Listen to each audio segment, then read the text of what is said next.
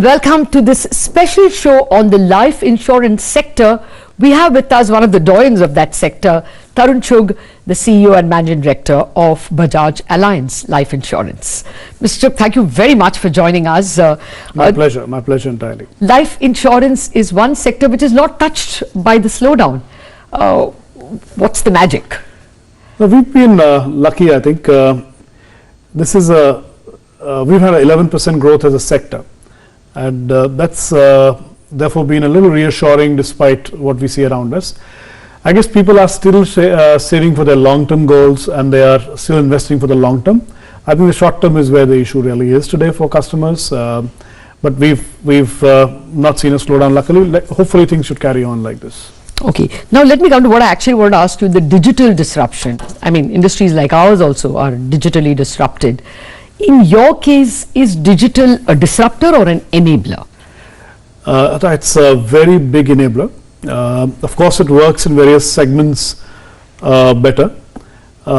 We've seen almost like a 40% growth last year as a sector in online sales. That is online sale of policies.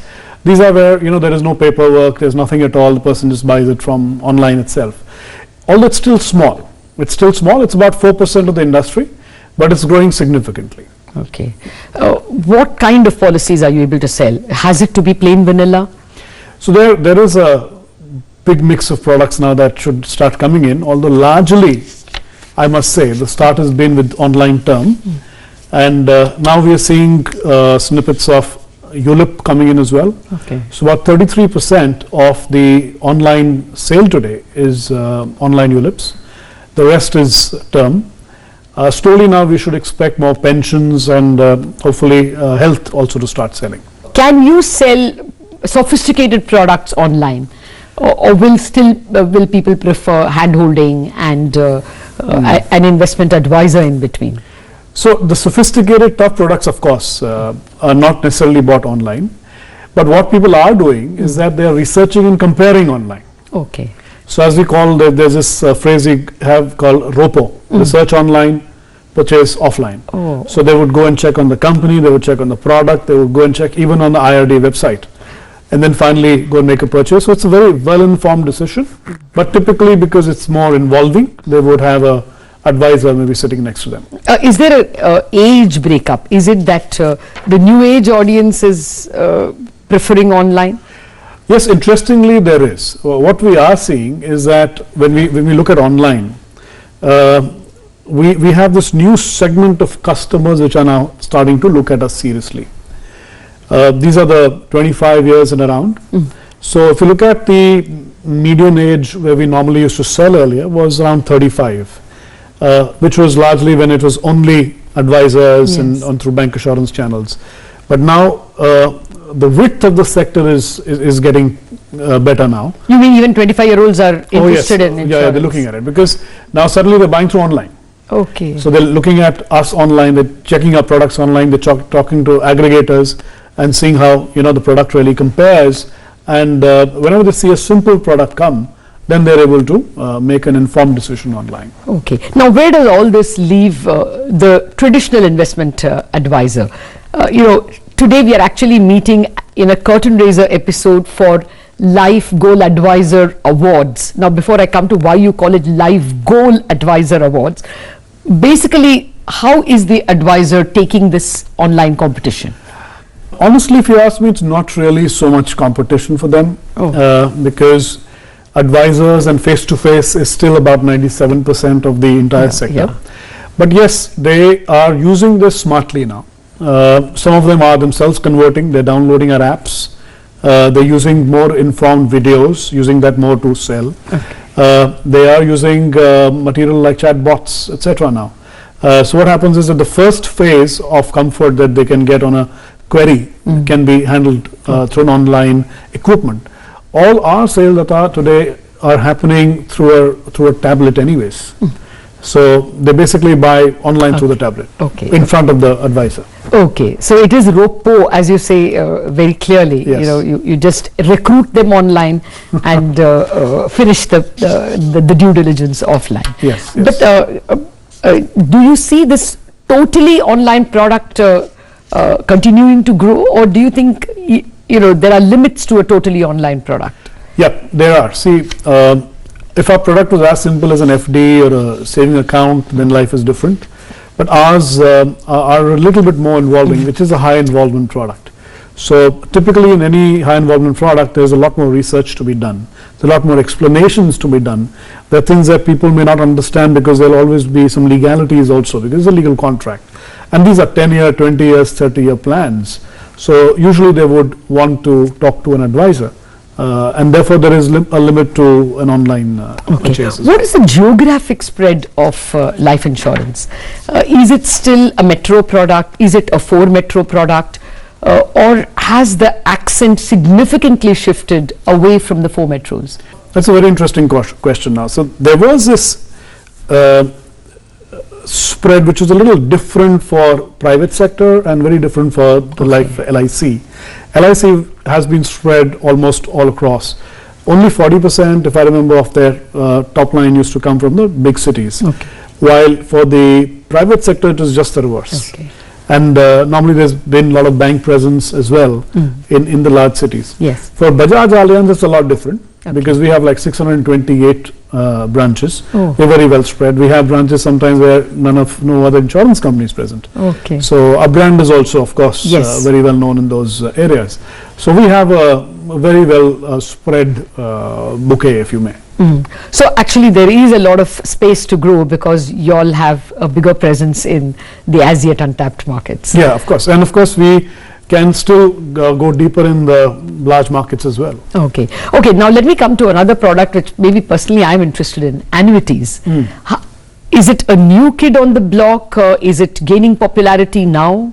See, annuities truly has started gaining popularity only in the last couple of years. It is a very good product to have. It's a simple product, and the good thing is this really addresses a true need of this segment, of the customer segment.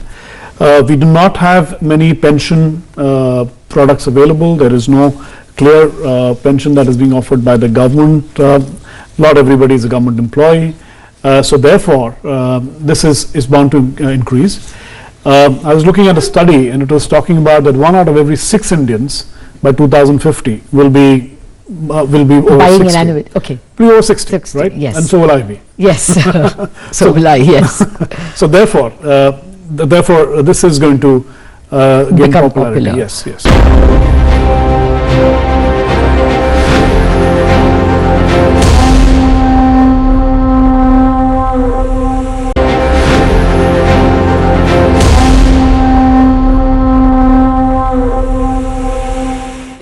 So now let me come to this LifeGoal awards that you are instituting. First of all, why have you called it LifeGoal advisors? Normally you would call them life insurance advisors or agents. Okay, that's an interesting question. See, as a life insurance company, what we decided was that we will look at living benefits versus death benefits. So that's where this entire thought process started about 2 years back. And when we said, how can we make our product, of an Indian who's usually young than the rest of the world, more interesting and more involving, and then we said, let's go and become enablers of their life goals. As long as they're living, how can they see benefit coming from a life insurance product? That's where the thought of life goals came in. And our motto is that we'll be life goal enablers for the next long future that we can see.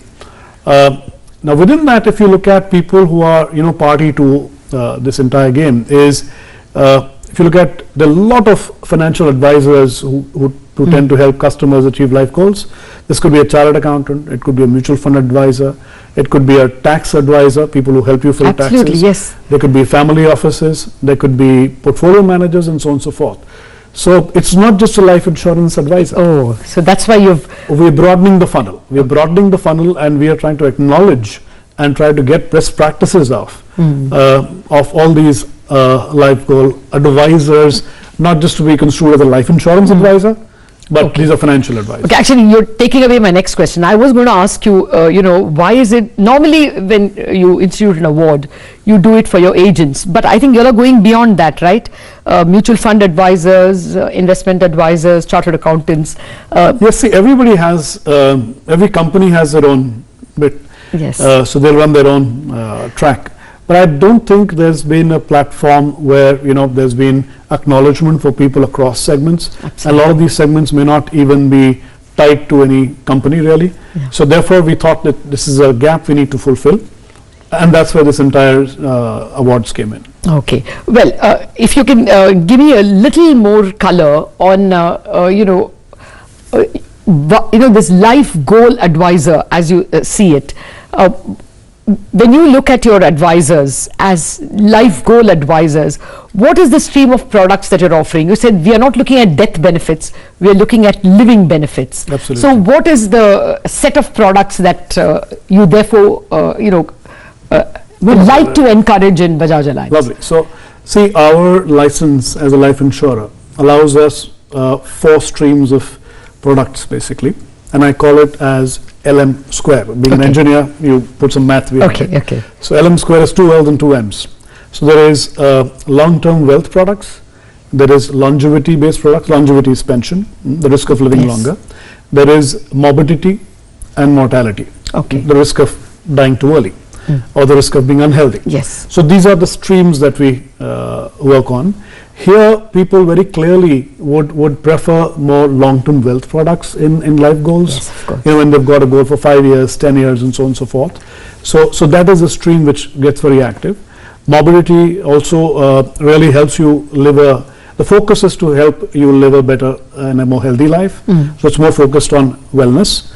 And morbidity just takes away that thought of risk, what happens to my family and the goals I'm setting for them in case I'm not there. So the entire thing is to feel de-risked when you are, and try to live well. Actually, this is for the first time I'm looking at a life insurance product in such a whole fashion. Even I would have thought that it's just term policy and post-death no one suffers my death. It certainly is a bigger and a more wholesome, well-rounded definition. Now, how do you ensure that your agents as well as people beyond your agents are able to communicate this? This doesn't look like online to me. Oh yes, it is not. It is not. At the same time, it has got to be standardized. At the same time, it has got to be clear. So, which is where the entire bit of technology still comes in. So there is this. We have various platforms now available by which advisors can get a video training done. Can figure out nitty-gritties of products quite easily. There is a knowledge management tool they'll have, so they can pull out FAQs if they find questions. If you're an NRI, you may have questions on taxation. So all these things are now possible. So online, strictly speaking, is not just buying directly online, but like I talked about ROPO to you.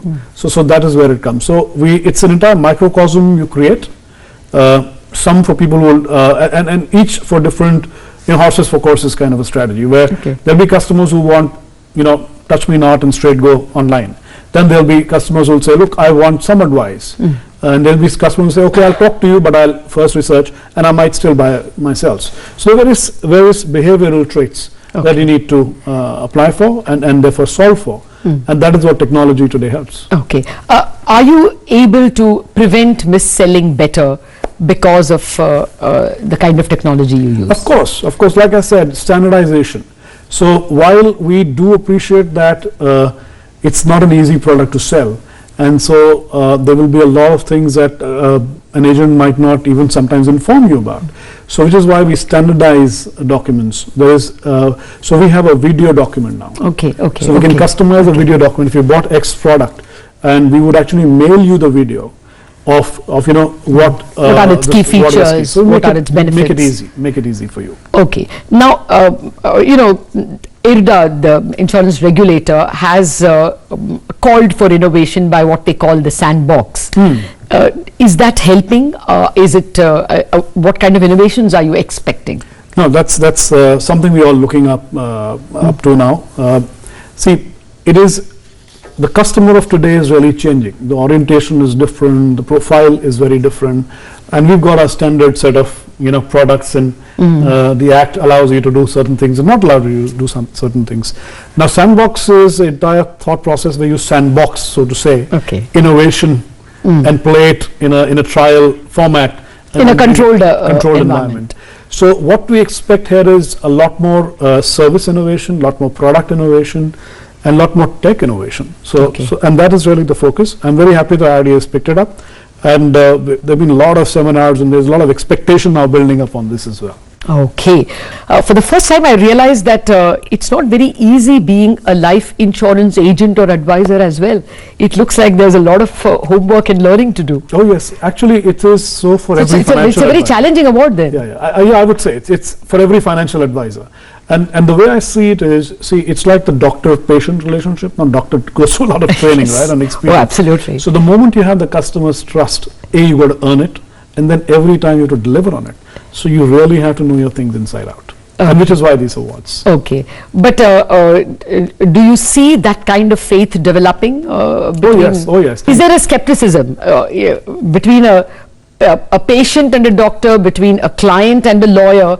One sees, you have to, it's kind of bear all. Do you see that kind of a relationship evolving with with your own agents, advisors, and your network? Absolutely, we see that happening. I think a lot of the, skepticism, I think, is of the past. That baggage, of course, still is in our memory. But what I'm seeing now is a lot more involvement where people are aware of the products. They're not going berserk in selling something. There is enough checks and balances with the regulator having come into place. You should know that the regulator is looking at need analysis to be mandated. So if that is coming in, that is a big step ahead as well. Okay. No, actually, the very fact that you are going beyond your own agents and going to, mutual fund advisors, to chartered accountants itself shows that you all have crossed the barrier of suspicion and looking at it as, well, not suspicion or skepticism, and looking at it as perhaps something where knowledge has to be free-flowing on both sides, questions and answers. Absolutely. We're already seeing a natural progression of chartered accountants coming into us. You can see a lot of mutual fund advisors coming to us, tax filing advisors coming to us, portfolio managers coming and talking and saying that, okay, now that we are talking about life goals, this is exactly what kind of goes with them as well. It syncs with them well. Okay. So therefore, yes, we're expanding the market. It does look like you have a fairly challenging act on your hands to be able to judge these people across so many categories and so many professions. Yeah. But I think in the end, the consumer is the winner. If there are more and more people who are so qualified, like chartered accountants, willing to be able to come and learn about products and sell. I mean, it just shows that perhaps life insurance, both in terms of the range of products and the kind of sellers, is in for good days. Oh yes, thank you so much. It is. All right, all the best for the awards. Also, I look forward to the nomination and the elimination process, the process of arriving at winners with a lot of interest. Yeah, so we're very excited about it. Let's see. First time we're trying something. Okay. Let's see how it goes. All right. Yeah. Thank you very much for this very interesting chat, Mr. Chugh. Yeah. Thank you. Thank you, Radha.